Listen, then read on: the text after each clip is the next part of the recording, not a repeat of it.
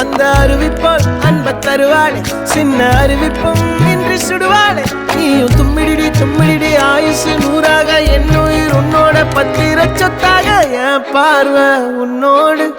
உன் பொம்மை கண்ணோடு பேசாமல் விண்ணோடு நாம் மிதந்து போவோம் காதாரா அடியானாலும் நான் தாங்க மாறோடு